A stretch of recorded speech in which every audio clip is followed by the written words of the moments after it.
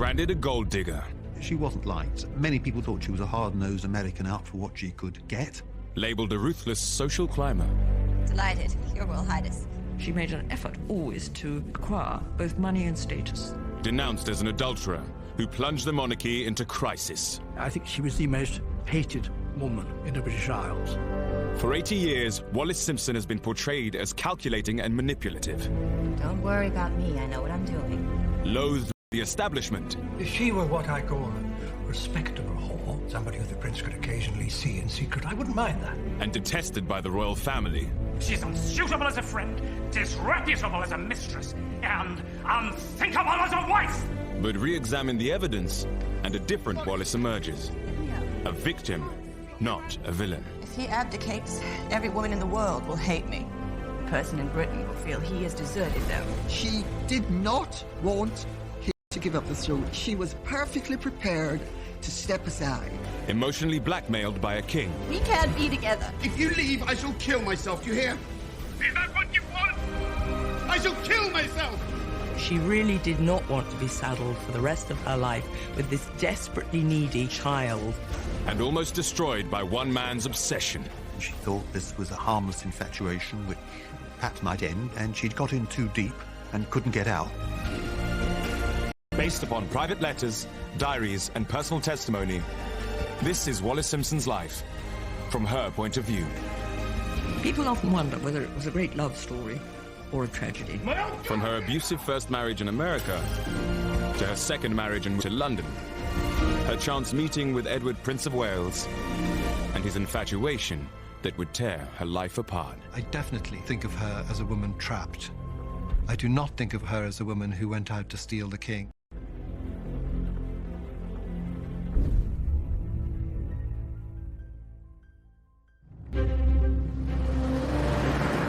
December 1936. On the eve of Edward VIII's abdication, one woman pleaded with him not to give up the throne. That woman was Wallis Simpson. Please, don't do this. It's too late.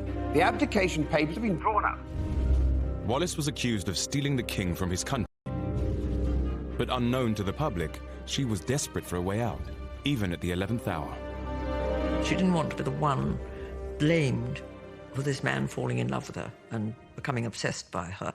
She wanted out, and he wouldn't allow her to leave. He refused, and he kept on refusing. I swear I'll be gone from this place and your life. Please, don't throw it all away. I can't see or the South Seas. But wherever you go, I will follow you. David, what have you done? She discovered too late that nothing was going to persuade him to accept any kind of compromise. Wallis was 40. She was scared, vulnerable, and at the center of the world's biggest scandal. But why did she feel trapped by the king? And how had events spiraled beyond her control?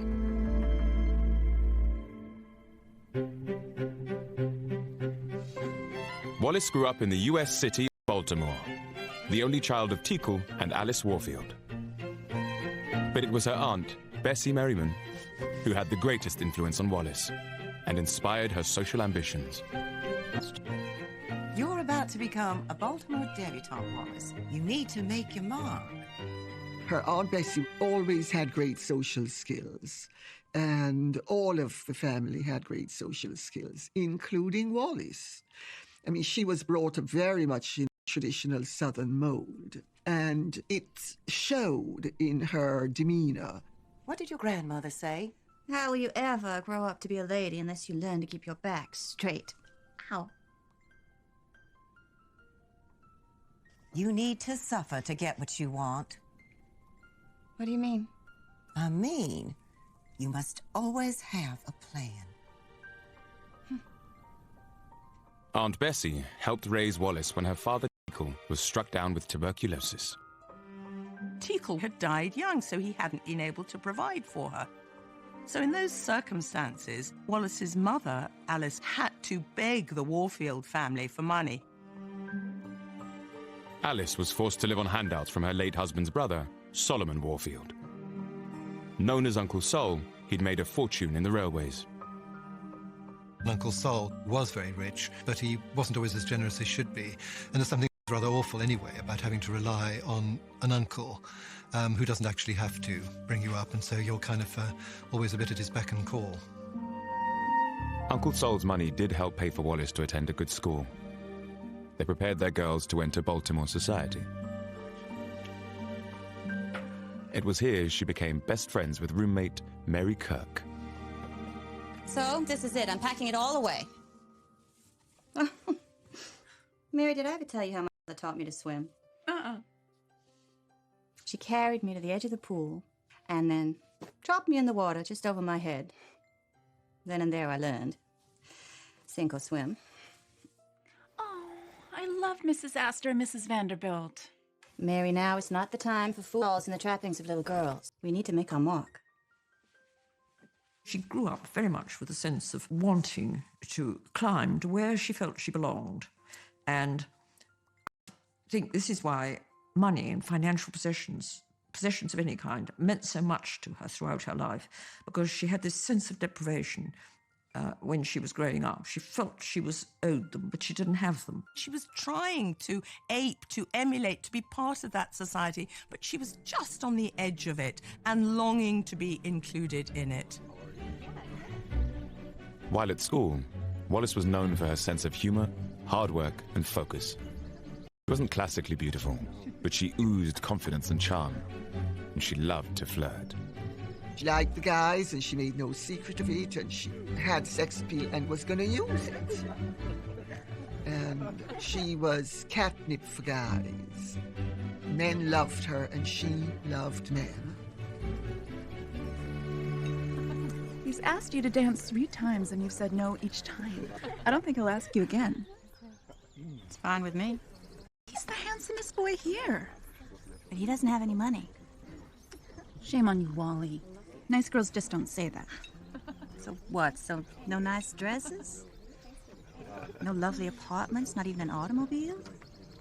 Listen, Mary, the man I marry will have to have a lot of money. And I think to be really wealthy, not to suffer what Wallis saw it, the indignity that her mother had suffered by not having enough money, was what drove her. In 1916, Wallis was on holiday with her cousin in Florida when she met Win Spencer, a senior flying instructor in the U.S. Navy.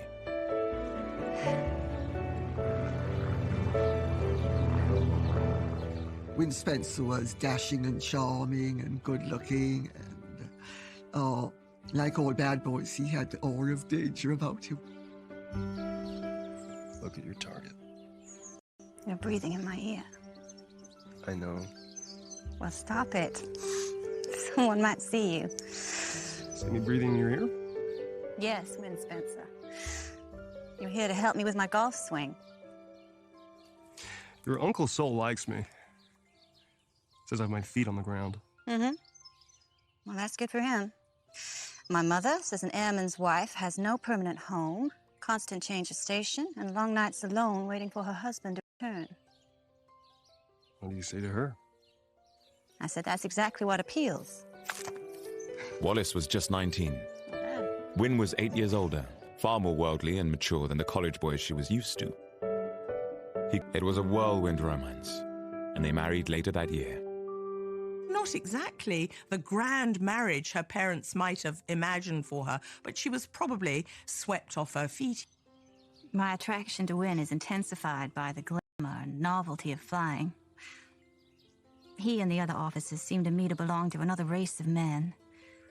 Godlike creatures descended to Earth from a strange and adventurous realm. I didn't know how much security she would have thought that she was going to get with a man like Win Spencer, but I still think it was more to get away and start a new life than anything else. In her later writings, Wallis said her decision to marry was as much about independence as affection. Although my love for Win Spencer was real enough, there also lay in the back of my mind a realization that my marriage would relieve my mother of the burden of my support. I think Wallis was looking to escape the ties of money that she felt were ridiculously limiting her choice of action in life by being tied to Uncle Sol. As an officer's wife, Wallis was expected to entertain. She quickly threw herself into the social life. To her, Wynne was a heavy drinker. Their marriage was in trouble right from the start. Here, let me Wallis later wrote in her memoirs, I was to become aware, before our brief honeymoon was finished, that the bottle was seldom far from my husband's thoughts, or his hand. She married somebody who turned out to be an alcoholic, who used to beat her. His drinking fueled his violence, and his violence fueled his alcoholism. And you don't have to drink that. Can I help you? Wallis's love of entertaining and Wynne's drink problem were a deadly mix, even in public. Well, I was brought up to believe that one should be as entertaining as one can be at a party. And I want to know how you keep these so shiny. Her husband had a jealous and sadistic streak, and he wasn't afraid to show it. When I am being good, I generally have a bad time. And when I'm being bad, the opposite is true. Why not? One can only imagine that the anger and jealousy he felt was fueled by Wallis's natural flirtatiousness. Wynne's alcoholism was a major problem in the marriage, but not the only one. Of course, nobody knows why Wallis couldn't have children. I think probably they were sexually incompatible, and that Wynne Spencer found that deeply frustrating, and Wallis, of course, being inexperienced, didn't know how to deal with this. For a while, Wallis did what other abused women of the time were expected to do. She put up with it. She tried repeatedly to stop it one night in 1921. What is this? Oh, don't start. You said you'd cut down. Just count it, will you? So what? Cutting down just means hiding it from me? No, in my book, it means a wife minds her own damn business. Please. Wynne, this isn't doing you any good. I'm not gonna be told what to do in my own goddamn house!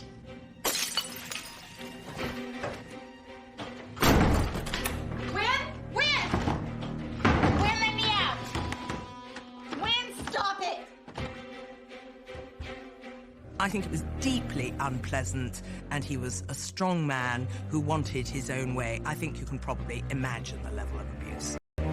Wallis was desperate to leave her husband, but in the 1920s, divorce for a woman meant poverty and shame. For now, there was no escape.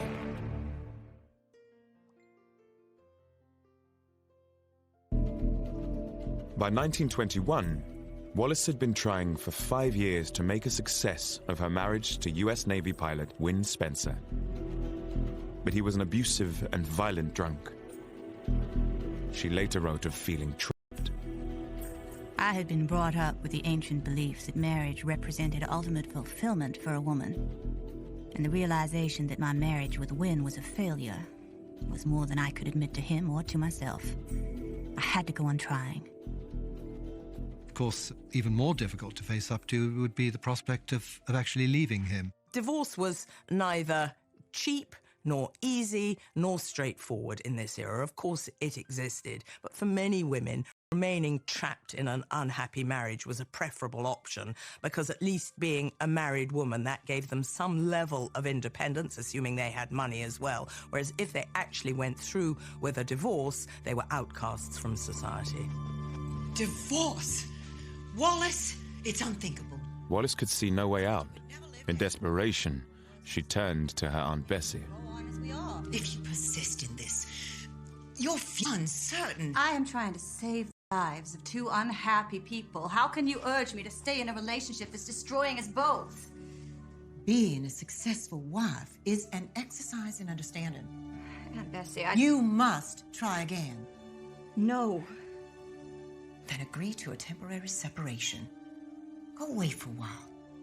Let the dust settle. But whatever you do, do not get a divorce. Despite the advice, Wallis still wanted to end the marriage. But turning to her wealthy Uncle Sol, he was even more opposed to her plan. And by some accounts, she might have inherited millions of dollars from Uncle Sol. The more I think about the advice of the members of my family, the more it occurs to me that they cannot possibly understand what I'm going through, both physically and mentally. Aunt Bessie's conception of marriage is so absolute as to have no relevance whatsoever to my own unhappy situation. By 1922, the arguments with Wynne had become so bad, Wallis knew they had to separate, regardless of what her family thought. When Wynne accepted a posting to China, she chose to stay behind. But 2 years later, he wrote to her, begging for one last chance. She went back to Wynne, hoping against hope. If they changed country and changed location and changed place, all the problems would be solved. Well, of course, they never are. You take your problems with you, because you are the problem. Wallis sailed out to join her husband in Shanghai, but the hoped-for reconciliation turned into a disaster. For a couple of weeks, it was wonderful, and they had this amazing second honeymoon. And then he was crueler than ever. He took her to Chinese brothels, or as Wallis called them, Sing Sing houses. Come and join us, Wallis. For a humiliated Wallis, there was no going back. She resolved to divorce Wynne, whatever the consequences. By leaving Wynne Spencer, she was basically saving herself and setting out on a new path. And that can't have been at all easy for her, but I don't think she really had much choice. Just as he'd threatened, Uncle Sol cut her out of his will. Wallis would not receive a single cent. It is to Wallis's credit that she thought, no, I am not going to stay in an unhappy marriage where I'm being brutalized and where my soul is being destroyed, just to inherit this money. It was 1925, and Wallis was now on her own.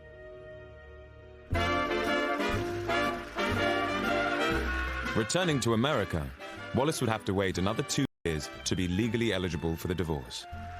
During that time, she met up with her old school friend, Mary Kirk, now married and living in New York. Mary would change the course of Wallis's life. This is Wallis, one of my oldest... Oh, not the O word, Mary, please. I meant dearest. Friends from school. She's just returned to us from China. And this, Wallis, is Ernest Simpson. Delighted to meet you. Your English, oh, I love your accent. From my father. They're born right here in New York. I don't think my grandmother ever invited a Yankee into her house. Mind you, she also said never allow a man to kiss your hand or he'll never marry you. Thanks for the warning. I'll try to bear that in mind. Ernest Simpson worked for his father as a shipping broker. He was a naturalized Briton who'd served in the Coldstream Guards. When he met Wallis, he'd just separated from his wife after 4 years of marriage. I think Ernest was completely blown away by Wallis's charisma. It's this ability to enter a room and to have all eyes on her. Ernest and Wallis were different kinds of personalities, but I should think after Wynne Spencer, he was a godsend. Ernest is reserved in manner, but with a gift of quiet wit. Always well-dressed and a good dancer. He's fond of the theatre and obviously well-read. He's an unusually well-balanced man. Is he right for me? We're poles apart. But maybe that's a good thing. This time.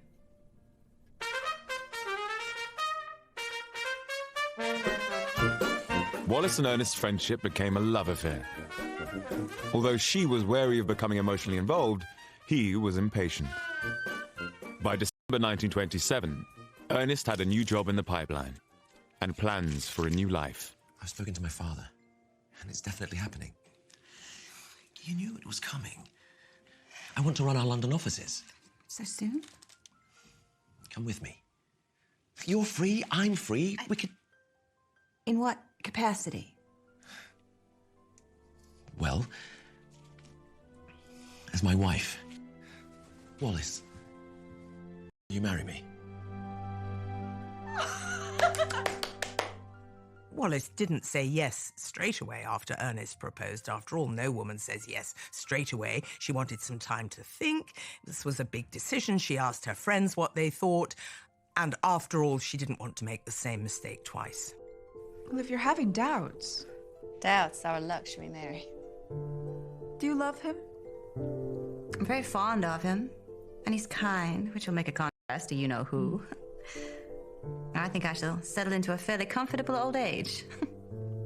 You sound like you've given up. I just want to be looked after, Mary, and Ernest can do that. I can't go wandering the rest of my life. I feel so tired of fighting the world all alone and with no money. Definitely.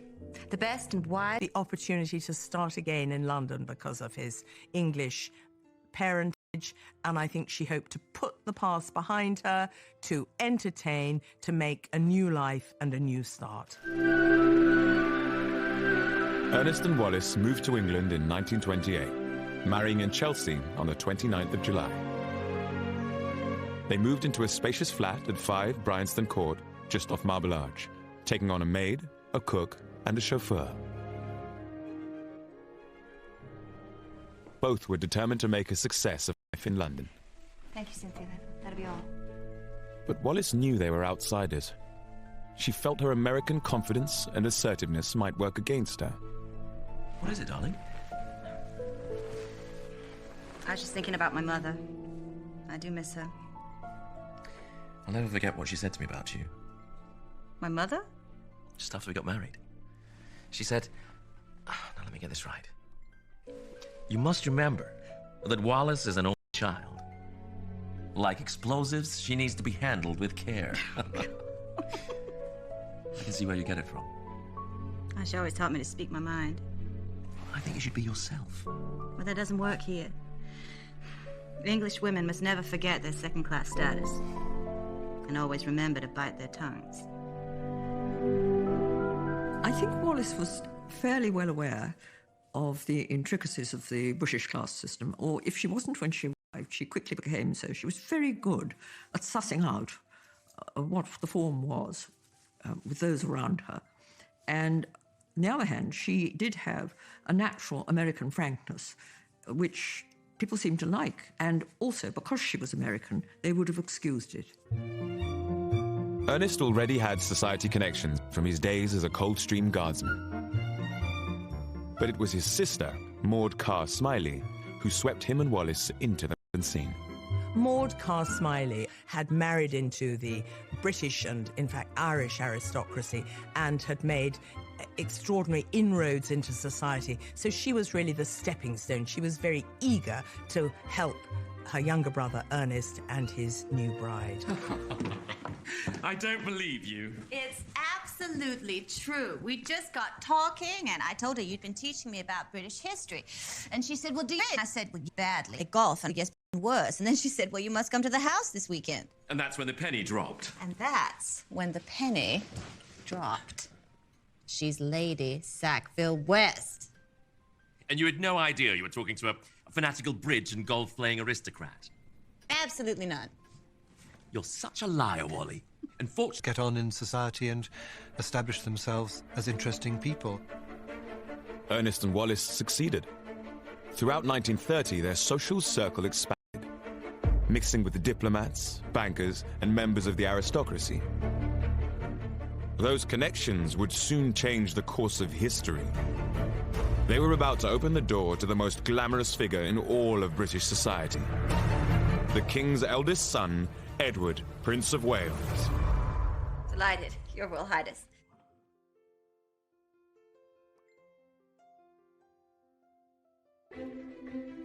1913. Wallis and Ernest Simpson had been living in England for more than 2 years, mixing with a set of high society friends. In December that year, they met Lady Thelma Furness. Although married to a Viscount, she was also the current mistress, or favourite, of George V's eldest son, Edward, the Playboy Prince of Wales.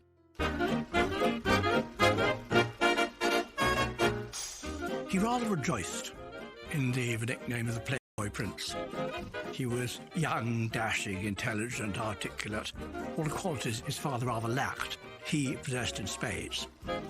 He delighted in conducting a vigorous nightclub life and wearing the wrong clothes in the wrong place at the wrong time. He wore sort of Fair-Isle sweaters and open-neck shirts and caps on the side of his head, sort of winked to the girls and a lot of nudge, you know. He was the dazzling new thing. He was film star of royalty. He liked anything modern. gramophones, dancing the Charleston, wide-trousered clothes rather than narrow ones like his father, bright check suits, anything to go against the grain. Edward had courted a string of married women, and Lady Telma was the latest. In January 1931, she was hosting a weekend event at her home in Leicestershire.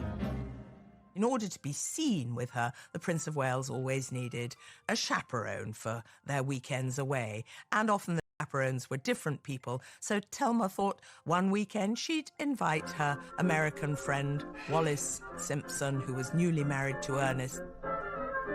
As the day approached, Wallis was suffering from a heavy cold, but she wasn't going to pass up the chance to meet the heir to the throne.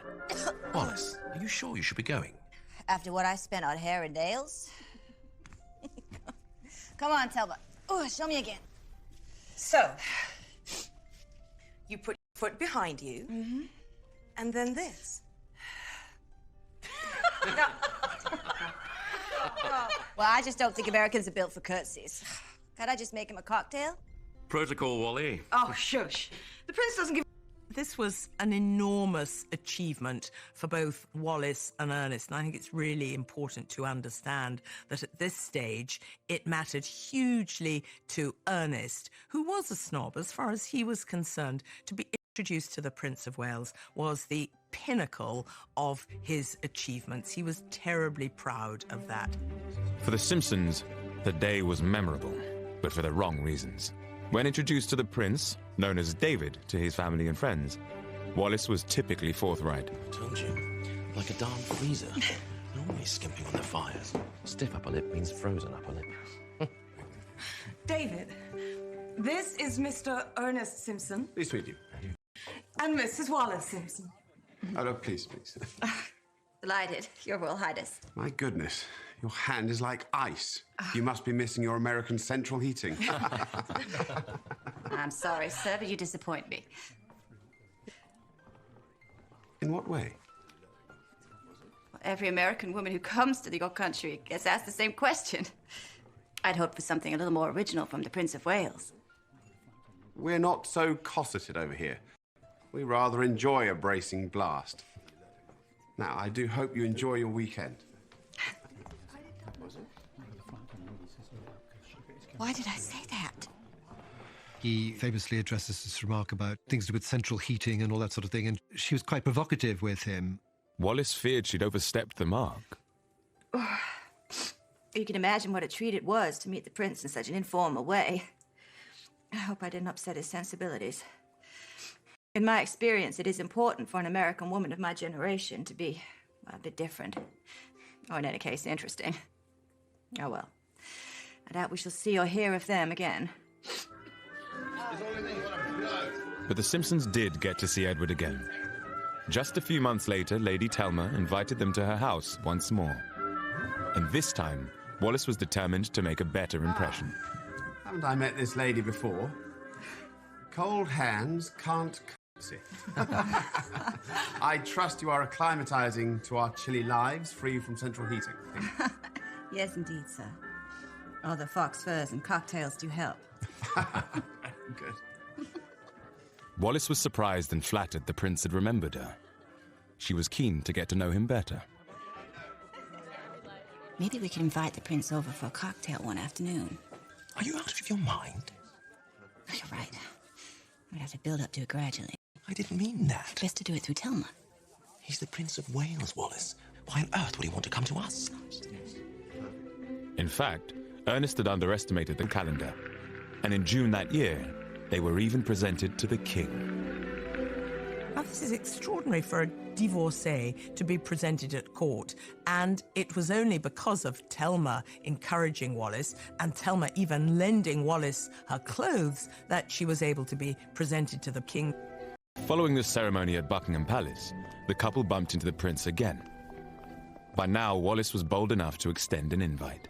Mrs. Simpson, what a delightful gown.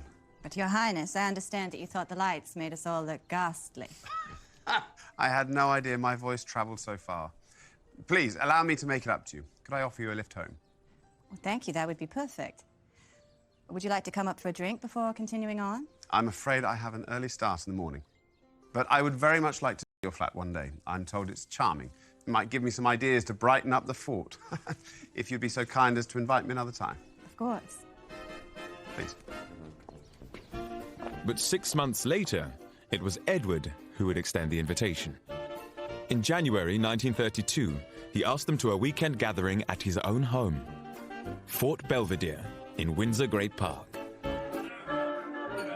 The atmosphere at the fort was one of resolute frivolity. Everyone was there to have a good time.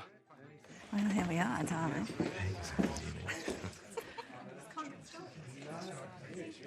This being your first visit to the fort, I thought I'd tell you the rules. There are none.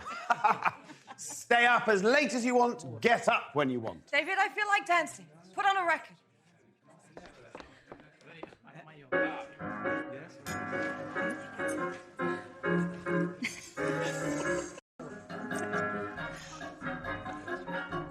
Wallis represented something very fresh. She wasn't deferential. She was witty, she was charming, she was sparkling. She was great fun to be around. It had taken 12 months since they first met, but the Simpsons were now part of Edward's inner circle. We need some expert help here. Darling, you are urgently required at the jigsaw puzzle table. Aha! There's something I've been meaning to ask you. Yes? Mrs. Simpson, could I interest you in a game of red dog? That sounds like a cocktail. And what would a red dog cocktail taste like? I'm sure I don't know, Your Royal Highness. Wallis and Ernest had got their wish. They were now at the pinnacle of London society. They must have felt like the cat had got the cream. I mean, they were right in the centre of the most interesting part. Me, and do not curse this poor attempt at thanks in verse. Our weekend at Fort Belvedere has left us both with memories dear of what, in every sense, must be princely hospitality. Very good. Very good. Bravo.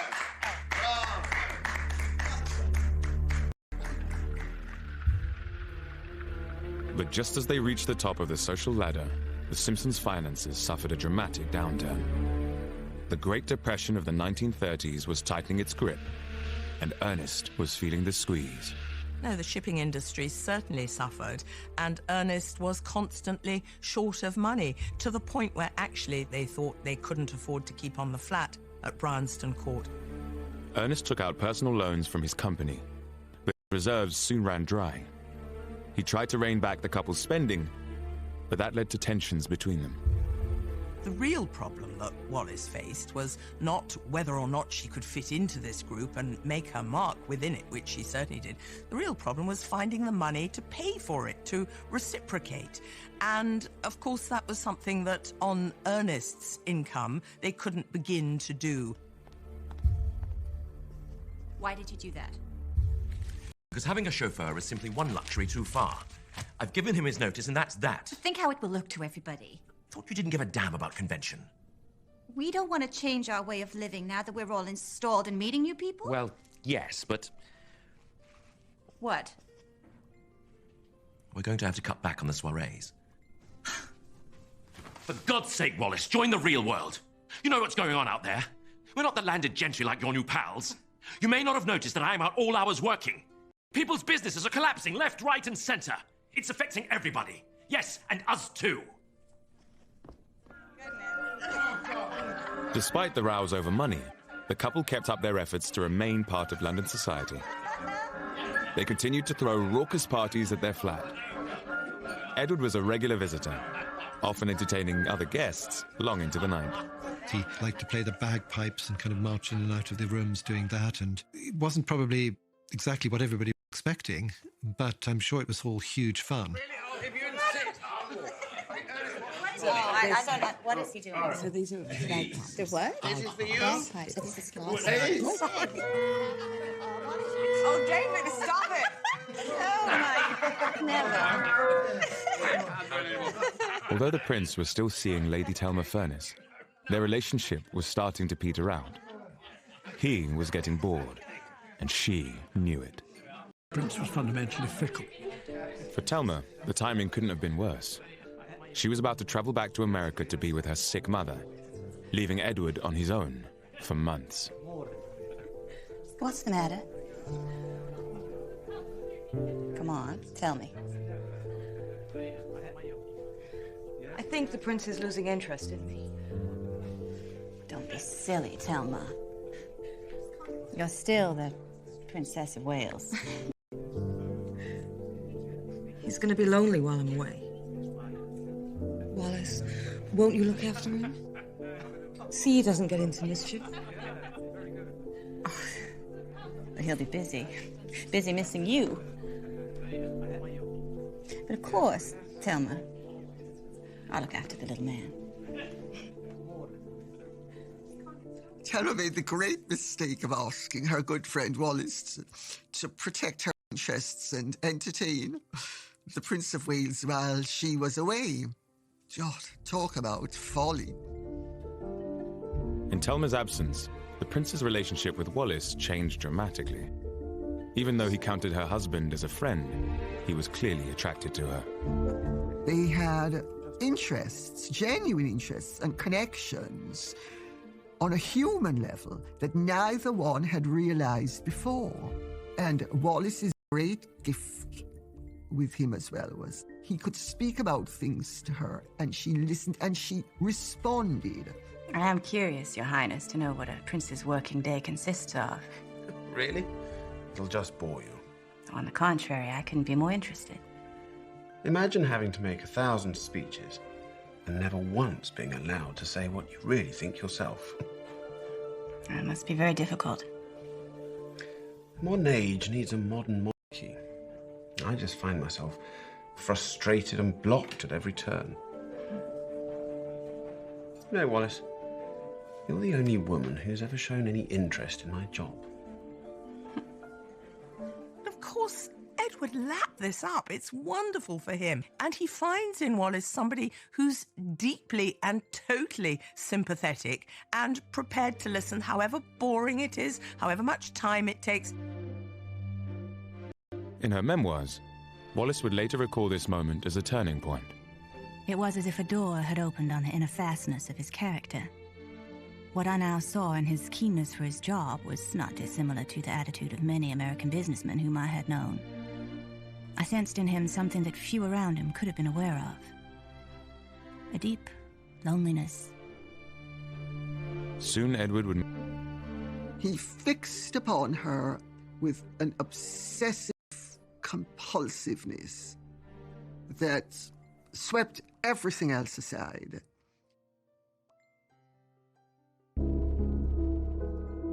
In 1934, Prince Edward's mistress, Lady Thelma Furness, went on a trip to America.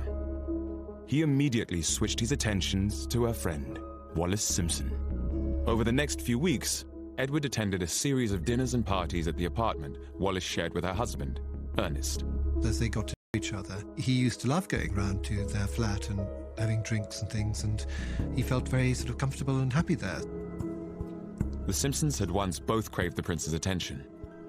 Bye. But now, Ernest was starting to tire of constantly entertaining him. Was that him, again? Yes. The little man is coming over. I've so much work to do tonight. Can't you put him off? Certainly not. Just excuse yourself at some suitable point. The prince won't mind. Are we really the only people who can entertain him? Well, don't you think he deserves a little place where he can just be himself? You talk about him like a bird with a broken wing. What's got into you? It's a very difficult thing if the Prince of Wales's eye falls upon your wife. What do? Do you prevent her from being his friend in any sense at all? She would have been much more difficult to take up with if she had not had a complacent husband. And so in a way, Ernest Simpson was a necessary part of the picture. Due to heavy work commitments, Ernest would often leave Wallis to entertain Edward by herself. There was gossip, but she insisted they were merely friends. I am not in the habit of taking my girlfriend's beau. The prince and I are together a lot, and of course people are going to say things. I think I do amuse him. I'm the comedy relief, and we like to dance together. But I always have Ernest around, so all is safe. But Edward saw it differently. Lady Thelma had been away for 2 months. As soon as she returned, he made it clear their relationship was over. I'm sure she intended to resume her position as before, but by then, of course, Mrs. Simpson had become much closer to the Prince of Wales, and unfortunately, such was his way that once somebody disinterested him, he just iced them out. He was not kind to her. He didn't let her down gently. He suddenly tells his telephone operators no more phone calls are to come through. She's just immediately removed from the scene. In Thelma's place, Wallis had become the new object of the prince's affections. Edward now started to invite. There were also lavish days at the races. But at Buckingham Palace, his relationship with Wallis was causing the king and queen concern. They thought she was a vulgarian, a commoner, an American. Hard to say which of those was worse. And, of course, were horrified by the fact that she'd been divorced, because if you were divorced in those days, you would not have got asked to the palace. Make sure Mr. and Mrs. Simpson are not invited to any Silver Jubilee function. And I don't want to see them in the royal enclosure at Ascot. The king thought Wallis had an extraordinary hold on his son and heir. Not surprisingly, he was suspicious of her. They assume she must be someone who's interested only in what she can get and in money. They absolutely fail to understand, actually, that it's Edward who is the needy one in this. They made it perfectly clear that they didn't want to have anything to do with her. She follows no protocol except the protocol of a gold digger fresh from the colonies. She's unsuitable as a friend, disreputable as a mistress, and unthinkable as a wife! In spite of his father's opposition, Edward's feelings for Wallis grew deeper and more visible. He showered her with expensive clothes and jewelry. To everyone in his close circle, it was obvious she'd become the prince's new favorite. I can find no good reason why this most glamorous of men should be seriously attracted to me. I'm certainly no beauty, and he has his pick of all the beautiful women of the world. Maybe down to my American independence of spirit. Who knows? What a bump I'll get when some young beauty appears and plucks the prince from me. Anyway, I am prepared. I don't think that Mrs. Simpson ever really thought that whatever actually happened. She thought when she'd be dumped, because that's what happens to royal mistresses. But there was no breakup. In summer 1934, Edward invited Wallis on a holiday cruise aboard the Rosaura yacht. With Ernest away on business, she was joined by her now 70-year-old Aunt Bessie. Arriving home, Bessie gave Wallis a... Prince is rather taken with you, isn't he? What makes you say that? I see the way he looks at you. Well, I'd like to think he is fond of me. If you let yourself enjoy this kind of life, it's gonna make you restless, unhappy with everything else. You don't know what you're talking about. I'm having a marvelous time. Don't worry about me. I know what I'm doing. It's your own way. But wiser people than you have been carried away with such opportunities. I see no happy outcome. Whatever her denials at the time, Wallis had moved into uncharted waters. In her memoirs, she recalled, Perhaps it was during those evenings off the coast that we crossed the line that marks the indefinable boundary between friendship and love. But in the months following the cruise, the prince's relentless pursuit of Wallis began taking its toll on Ernest. He was a husband staring an affair in the face. It's not an easy thing to have these sort of triangular relationships. No, it's all very complicated, and, the Prince of Wales was rather used to getting his own way. Isn't it wonderful? David's invited us to go skiing. Skiing? I've got business in New York. What? It's all arranged. I can't very well back out now. So that's it. You've made up your mind to go alone. Can't you see what an opportunity this is? I feel like I'm Wallis in Wonderland. More like Never Never Land with Peter Pan. I thought we might have gone to New York together. I see now I was wrong. It's not particularly nice being London's most celebrated cuckold, which is what he was. But he just had to take it. I mean, he certainly never bleated to anybody about being cuckolded. I mean, you don't think in terms of being a cuckold, you know? It's the mark of a cad, not a gentleman, to speak about being cuckolded. At the same time, the prince was becoming more needy and demanding. He started writing childlike love letters referring to W.E., Wallis and Edward, and he grew increasingly jealous of having to share Wallis with her husband. Oh, a boy does miss and want a girl here so terribly tonight. I do hate and loathe the present situation, and I'm just going mad at the mere thought, let alone knowing that you are alone there with Ernest. God bless W.E. forever, my Wallis. You know your David will love you and look after you. He fixed upon her with an obsessive compulsiveness that swept everything else aside. Wallis was protective of Ernest. She felt the prince was coming on far too strong. David, dear, I was and am still most terribly upset. One can't go through life stepping on other people. You only think of what you want and take it without the slightest thought of others. She argues with him. She says, for goodness sake, understand, this I'm married to. By the end of 1935, Wallis's attempts to keep both men happy had grown more difficult. But it was at the start of the new year that matters would come to a head. On January 16th, George V fell seriously ill. Edward Travell died. His Majesty the King passed peacefully away at a few minutes before 12. He whom we loved as king. Wallis? It's all over. David, I'm so very sorry. I can't tell you what my own plans are. Everything here is so very upset. But I shall fly to London in the morning and will telephone you when I can. Godspeed, David.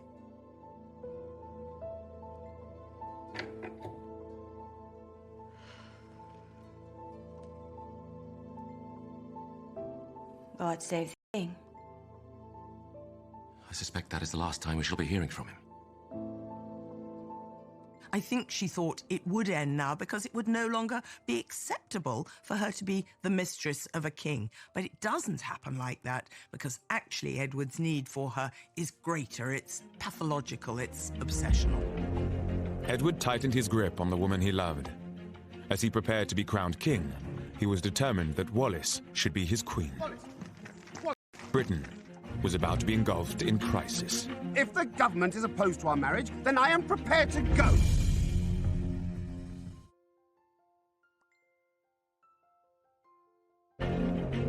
By January 1936, Ed, Prince of Wales, had become besotted with Wallis Simpson.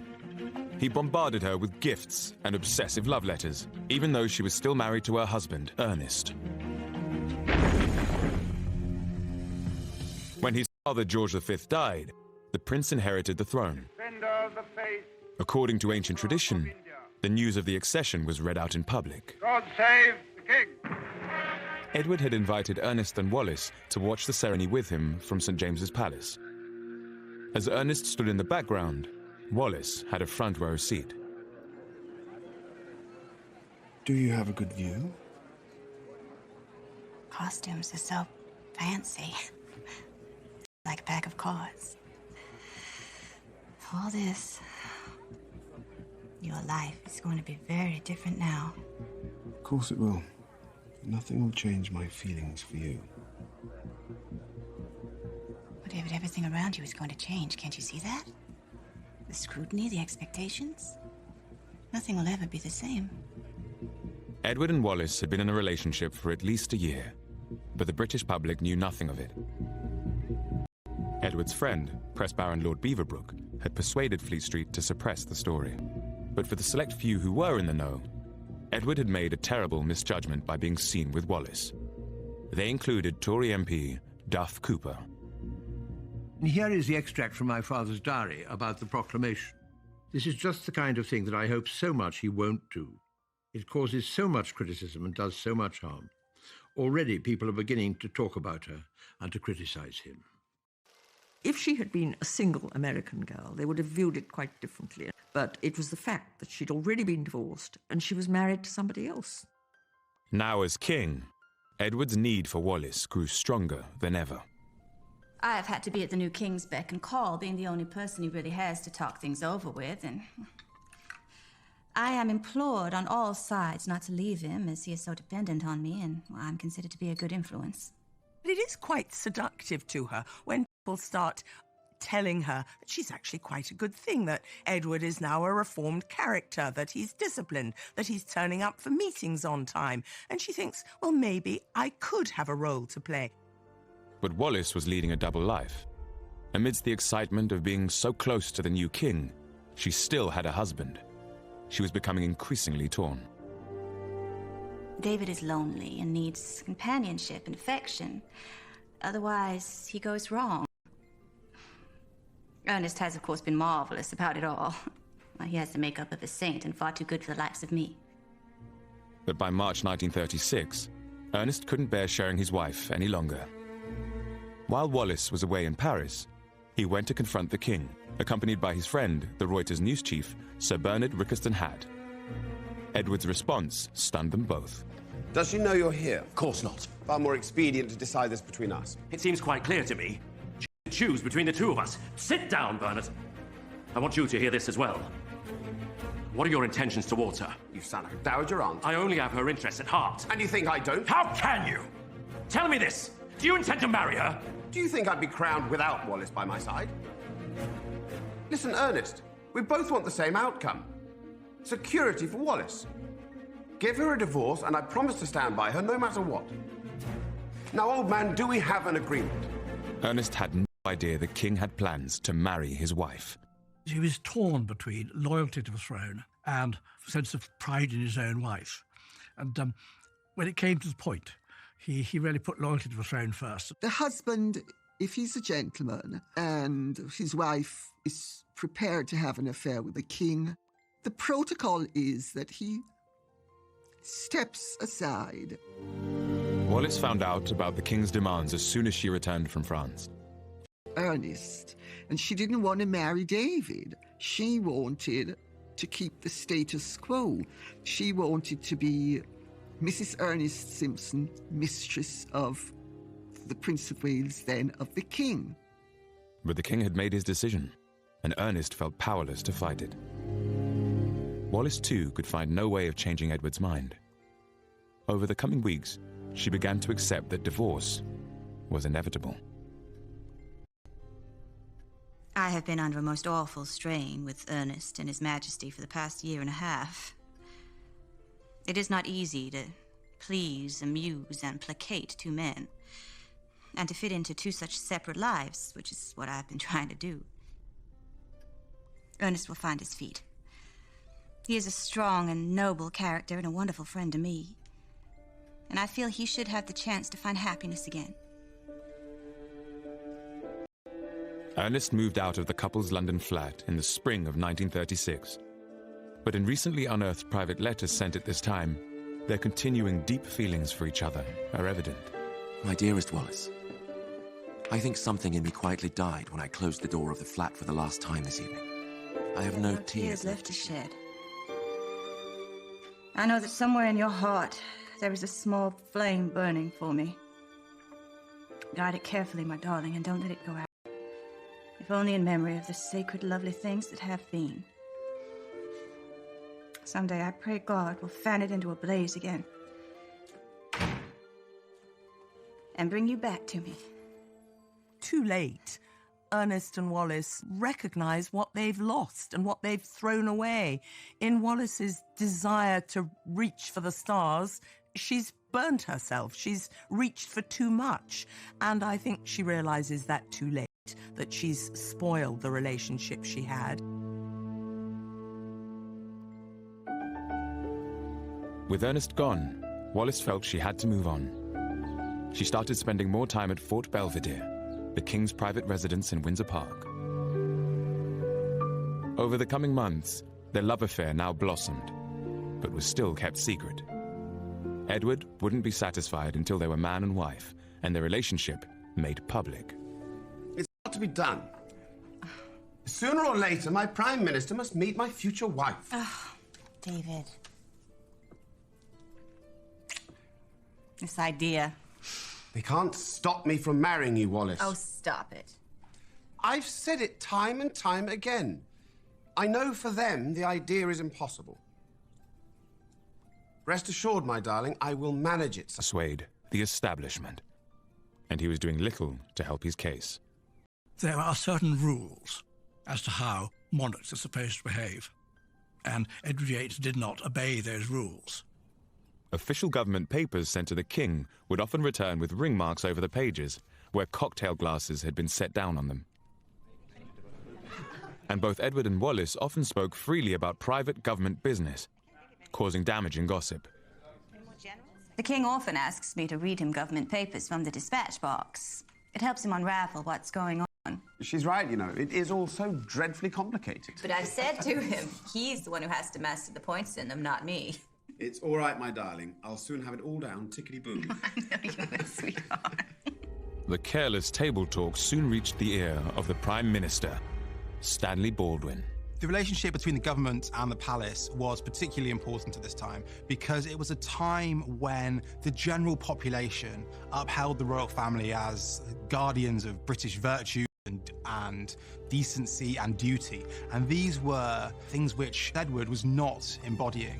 And there was a fear that his antics could start to undermine the credibility of the royal family. And with it, the backbone of British life, society, and government. Baldwin's own fears were so great he took an unprecedented step. He ordered Edward and Wallis to be spied on. I'm concerned about the King's relations with Mrs. Simpson. If it becomes generally known, the country won't stand for it. Please. If she were what I call a respectable whore, you know, somebody who the prince could occasionally see in secret, I wouldn't mind that. But this is... And you know, talking to him is like talking to a 10-year-old boy. He doesn't seem to grasp the issues at stake. He seems almost bewitched. I have never in my life met anyone so completely lacking in any sense of the beyond. He asked Special Branch to start following her, to checking up on people with whom she's met, she's spoken with. The investigation revealed some disturbing findings about Wallis's social circle. Some of Wallis's friends were known to be at least sympathetic to the far right in Britain and even in Germany. For Baldwin, this was enough. He began restricting the amount of sensitive information that went before the eyes of the king. But by then, Edward and Wallis were also under surveillance by the media. Their affair was about to be exposed to the world, and Wallis's life would be torn apart. I am plastered all over the papers, accused of the most awful things. Can't you see? We can't be together.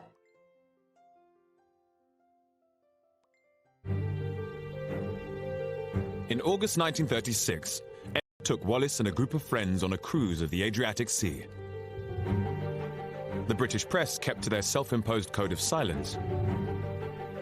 But the sight of the king cavorting with Wallis, in flannel shorts and no shirt, was gold dust to the foreign media. The story of the relationship was about to go global. The international press made hay with this. You can't imagine a better story of an unmarried king with his girlfriend, who still at that time is married to someone else. And it was a public relations disaster of the worst kind.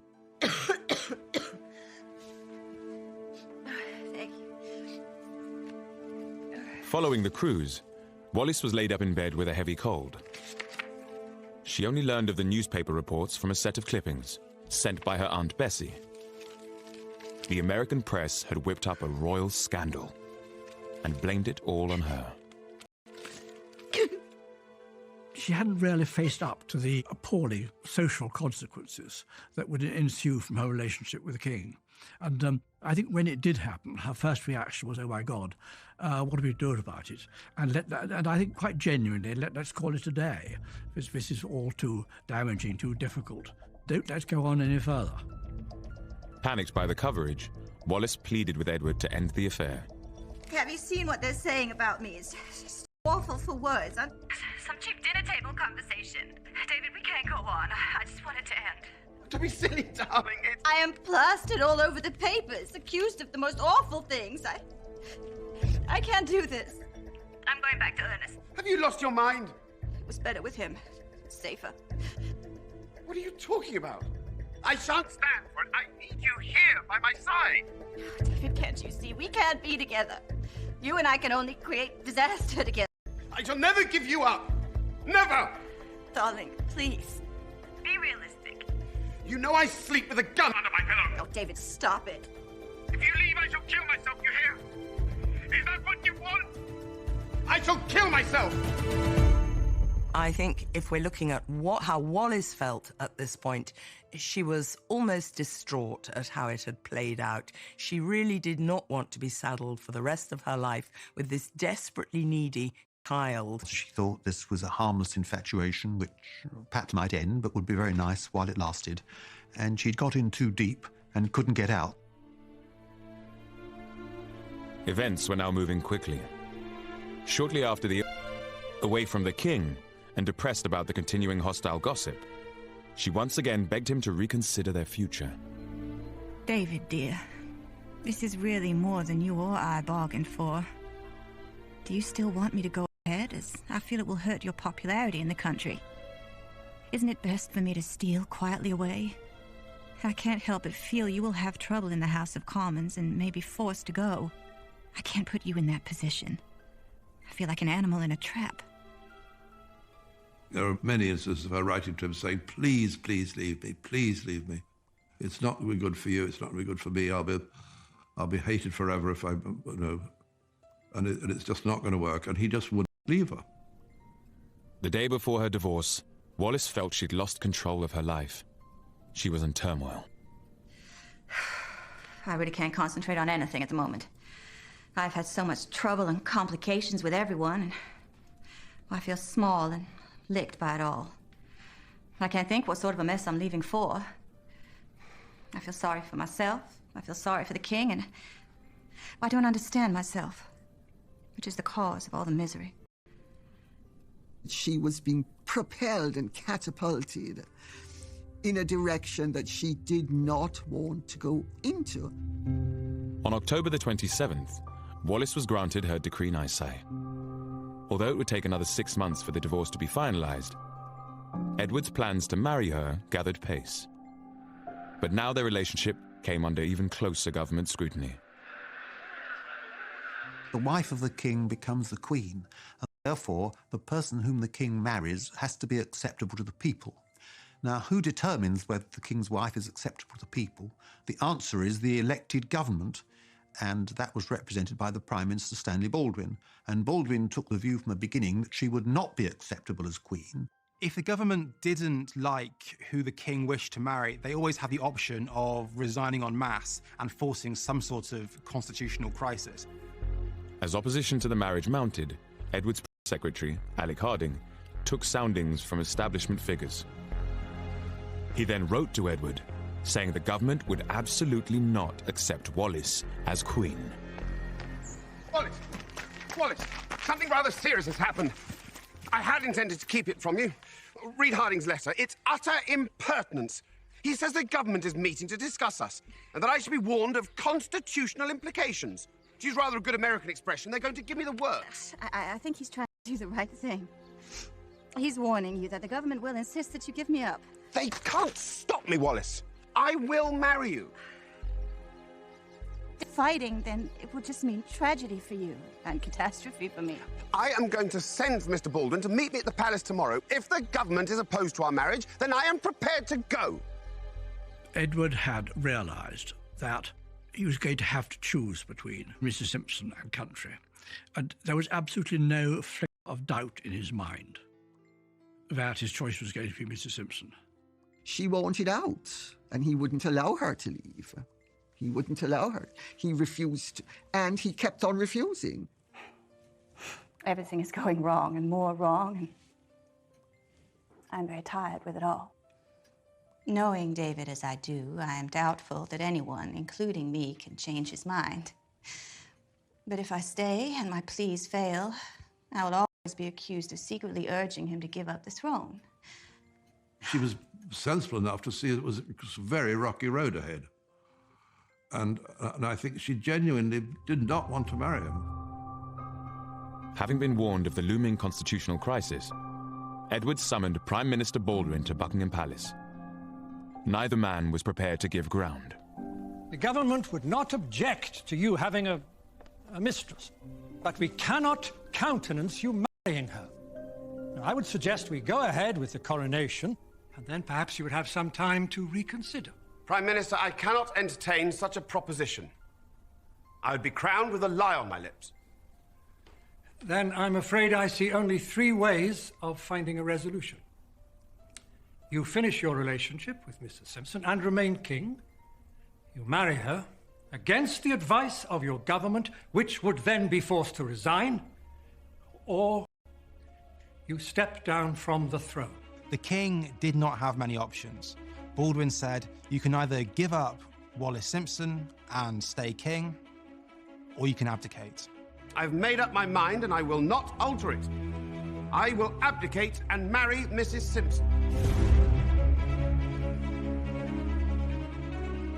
Edward's decision was unprecedented. The British newspapers could no longer keep quiet. On the 3rd of December, 1936, the affair between the king and Mrs. Simpson finally made the headlines. And the press verdict on Wallis was damning. Have you seen this? Yes. It's not good, is it? Good. You've seen the letters I've received, some of them threatening all sorts. I feel like a hunted animal. I had no idea it would be anything like this. Darling, we just have to hold our nerve. You don't seem to understand. They're not just attacking you personally. David, it's still not too late to reconsider. I'm begging you. It's impossible. I can't change what's in my heart. This was the first time the British public had heard of Wallis Simpson, let alone that their king was intent on marrying this American divorcee. I think she was the most hated woman in the British Isles and seen as a wrecker, a destroyer, a thief. Wallis is a terrified woman. She gets poisoned pen letters, and every time she opens the door, she finds a posse of photographers, of paparazzi waiting for her, and she thinks whenever a flashbulb goes off that this is someone about to take a pot shot at her. Unable to cope with the open hostility, Wallis had to escape. I imagine it'll be some time before we're together again. You must wait for me, no matter how long it takes. I shall never give up. Never. Wallis fled Britain to stay with friends in France, hounded by the press all the way. I think she made a tactical error in leaving, because once she left, David could do exactly as he pleased, and did. Wallis's Aunt Bessie had been visiting her niece when the news of the affair broke. In spite of everything, sir, are you really determined to marry my niece? I am, Mrs. Merriman. Even if it means giving up the throne? I cannot, with a full heart, carry on my duties in this loneliness that surrounds me. Wallis will be blamed, perhaps even more than you. Her reasons for going away, I am sure, are to make it easier for you. How can separation make things easier? You can always marry someone else. But if you step down from the throne, you can never again be king. He made it perfectly clear that if the price he had to pay to have her was his throne, he would pay that price without any hesitation at all. Edward was keen to explain his predicament to his subjects, but protocol demanded he needed the permission of the Prime Minister. I want to appeal to my people. A radio broadcast, perhaps. Tell my side of the story. But such a broadcast would be impossible without the consent of the cabinet. Every single utterance your Royal Highness makes must be on the advice of ministers, who would then take full responsibility for every word, and that will not be forthcoming. Now holed up in the south of France, Wallis was in despair. The attention from the press didn't let up, and the poison pen letters kept coming. The letters I receive are so cruel. I said to David, it is too heavy a burden for me to carry. The British people are absolutely right in not wanting a divorced woman for a queen. If he abdicates, every woman in the world will hate me. And every person in Britain will feel he has deserted them. She didn't want to be the one blamed for this man falling in love with her and becoming obsessed by her. Wallis made a final desperate phone call to the king, but once again, he refused to let her go. Listen to me, David, please. Don't do this. It's too late. The abdication papers have been drawn up. Cabinet met twice today, and I've given them my final word.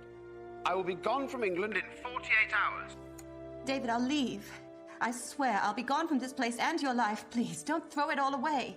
I can't seem to make you understand. You can go where you want. China, Labrador, or the South Seas. But wherever you go, I will follow you. David, what have you done? She discovered too late that she had become involved with the most obstinate man in Europe, and that nothing was going to persuade him to accept any kind of compromise. At long last, I am able to say a few words. On the 10th of December 1936, Edward signed the instrument of abdication. A few hours ago. The following day, he was allowed to address the people of Britain and the Commonwealth. That I have found it impossible to carry the heavy burden of responsibility and to discharge my duties as king as I would wish to do without the help and support of the woman I love. After just 11 months on the throne, King Edward VIII's reign was over. He and Wallis would now become outcasts.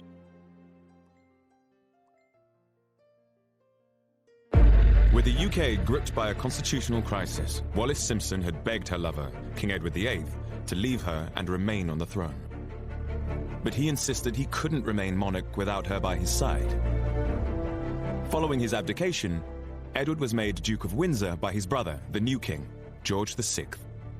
He left England and stayed with friends in Austria, separated from Wallis until her final divorce papers came through. Wallis remained in France, hiding from the press, ground down by the events of the previous months. I have fallen back, exhausted by the struggle to prevent this great tragedy. I feel so small in failing to make him stay where he belonged. And now the world is turned against me because I fought a losing battle. She didn't want to be... Recently discovered letters revealed that Wallis was an emotional wreck. Even as she contemplated her future with Edward, she wrote to her ex-husband Ernest, still showing such strong feelings. Dearest Ernest, I wake up in the night and think I must be lying on that strange chaise longue and hear your footsteps coming down the passage of the flat. And there you are, Evening Standard under your arm. I can't believe such a thing could have happened to two people who got along so well. Make your life again with Kay. You are so good and sweet. My dearest love to you, Wallis. It was a very tangled web, and I think what the letters reveal is a lot of fear, a lot of vulnerability, a lot of greed, all the human emotions, but too late, Wallis recognized that actually Ernest offered her the real sort of love that she craved. In May 1937, Wallis's divorce was finalized. Edward immediately traveled to France to be with her. A week later, they listened to his brother's coronation together. I, George VI, do solemnly and sincerely. I can feel the drawbridges coming up behind me. I've taken you into a void. Oh, David. And declare that I am a faithful... Let's look for a house in Paris. I don't want to go back to England while Bertie's finding his feet. You must have no regrets. I have none. What I know of happiness is forever associated with you.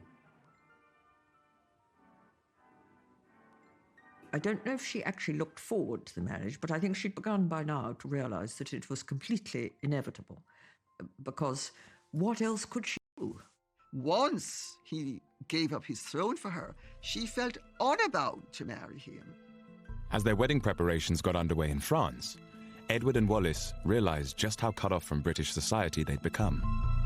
It was made pretty clear in that way the establishment has that it was not a good idea to go to that wedding.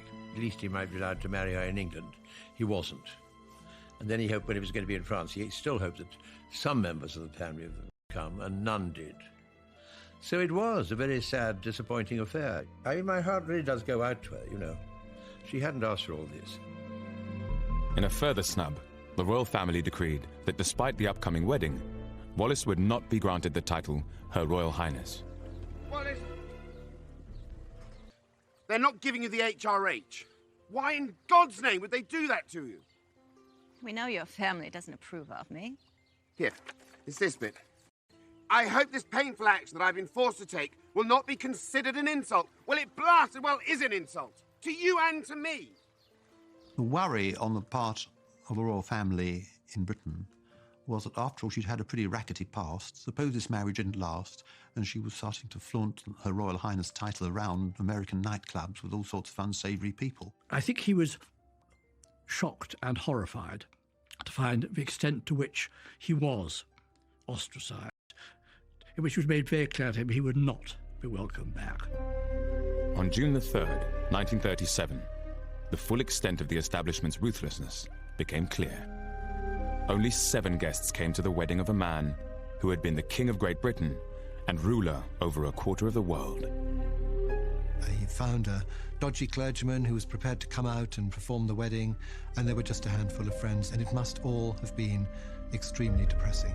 If they ever needed any evidence as to how things were going to be in the future, they certainly got it that day. There is a sense in which an empty chasm yawns. What on earth can they do with their lives from now on? At the outbreak of World War II, Edward was made governor of the Bahamas. But when peace came, he resigned, and no further official position was offered. He and Wallis returned to France, setting up home in a rented mansion in Paris.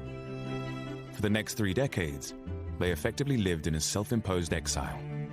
He could have come back any time he wanted, but he made it quite clear that he would not come back unless his wife was made a Royal Highness and received by the King and Queen, and this was recorded in the court circular. And they did neither of those things, so he stayed away. And he went on staying away for the rest of his life, basically. Cut off from British society, Wallis had to invent a new life with Edward. She used to say his day had been managed from he was a baby down to the last second.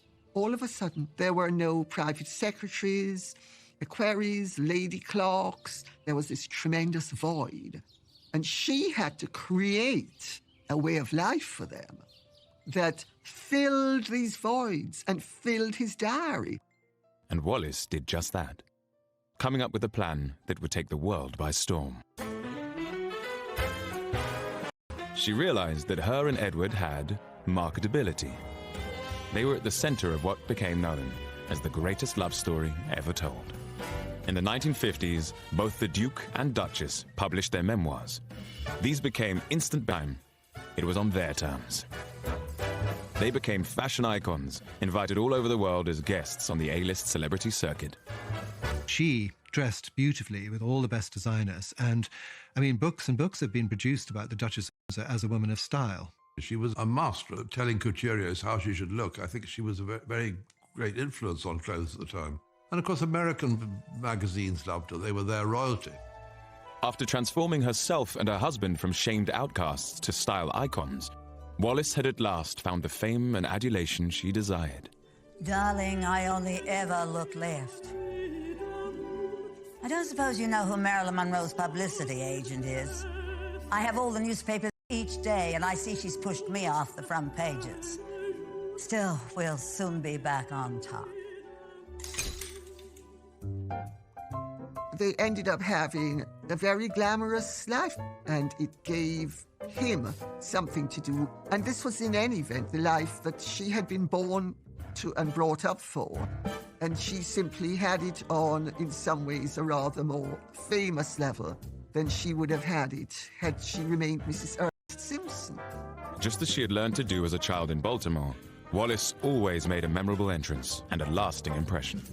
She could not have been more polite. She took the trouble to remember my name, which was extremely unimportant. Third secretary is very flattering. She just appeared at our table and she said to me, "Hi, I'm Wallis." I always curtsied to her as well as to him, because I was of the view that she was Her Royal Highness, the Duchess of Windsor, irrespective of any ruling to the contrary. She talked and talked and talked about that. She told me the whole story of the whole abdication. And I thought, my God, I must remember this. I'm getting this out of the horse's mouth. You know, this is absolutely extraordinary. It's wonderful. Of course, I'm far too drunk. I remembered absolutely nothing the next morning at all. But the Duke and Duchess's new lease of life arrived late and didn't last long. In the late 1960s, Edward was diagnosed with throat cancer. He died in Paris on the 28th of May, 1972. After the Duke died, the maid and the butler both said to me she was very lost. She'd become extremely dependent on him. She was so used to having him around. Where else would she have got that level of adoration from? Dear, dear David, my own sweetheart. A girl and a boy used to be so happy together. God bless W.E. forever, we used to say. Edward's body was flown to England to be buried alongside his family at Frogmore in Windsor. After 40 years, but it was an awkward royal welcome. Wallis, of course, is invited, but she still felt herself a complete outsider. She didn't feel any warmth. In the years after Edward's death, Wallis grew frail. She suffered from dementia and was often heard talking about the abdication, as if she was living through it all over again. We can't be together, David. You and I would only create a disaster together. David, listen to me. Please don't do this. People will say that I could have prevented it. Isn't it best that I steal quietly away? She was kind of cast into a sort of abyss in a way. She was had lost the purpose of keeping things going for him, and it all kind of fell apart. Our position is hopeless. For you to go on fighting the inevitable would only mean tragedy for you and catastrophe for me. She didn't have any family. She didn't have any children.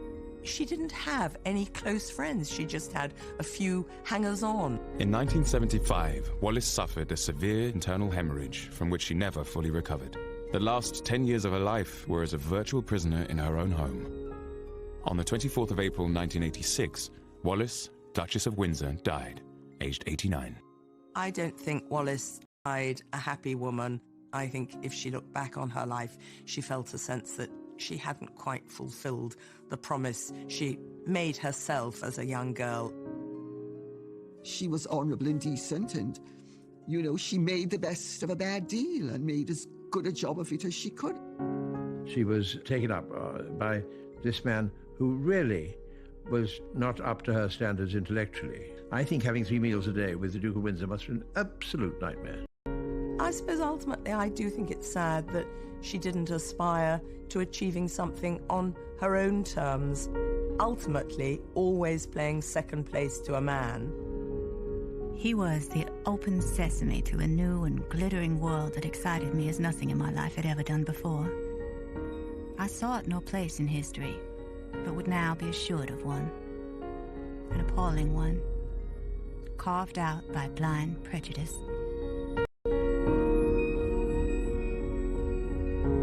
After the break, we're headed to Leeds, where Marvin Humes and Maya Jama are getting ready to host the biggest night in the urban music calendar, the Mobo Awards 2007.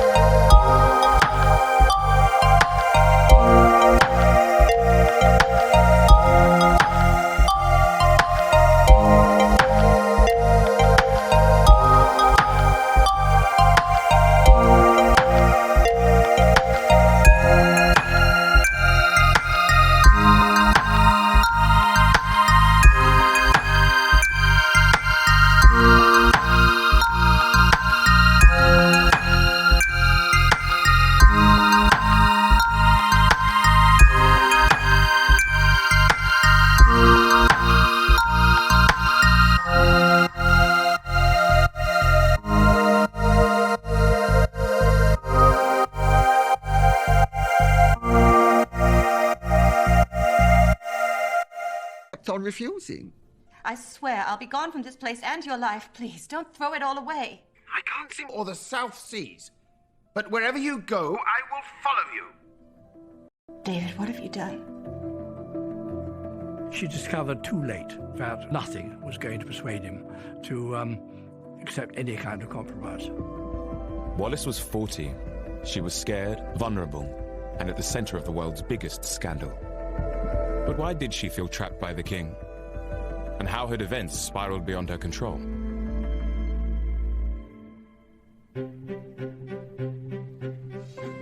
Wallis grew up in the U.S. city of Baltimore, the only child of Teakle and Alice Warfield. But it was her aunt, Bessie Merriman, who had the greatest influence on Wallis and inspired her social ambitions. You're about to become a Baltimore debutante, Wallis. You need to make your mark. Her Aunt Bessie always had great social skills, and all of the family had great social skills, including Wallis. I mean, she was brought up very much in traditional Southern mold, and it showed in her demeanor. What did your grandmother say? How will you ever grow up to be a lady unless you learn to keep your back straight? Ow. You need to suffer to get what you want. What do you mean? I mean, you must always have a plan. Aunt Bessie helped raise Wallis when her father, Teakle, was struck down with tuberculosis. Teakle had died young, so he hadn't been able to provide for her. So in those circumstances, Wallis's mother, Alice, had to beg the Warfield family for money. Alice was forced to live on handouts from her late husband's brother, Solomon Warfield. Known as Uncle Sol, he'd made a fortune in the railways. Uncle Sol was very rich, but he wasn't always as generous as he should be. And there's something rather awful anyway about having to rely on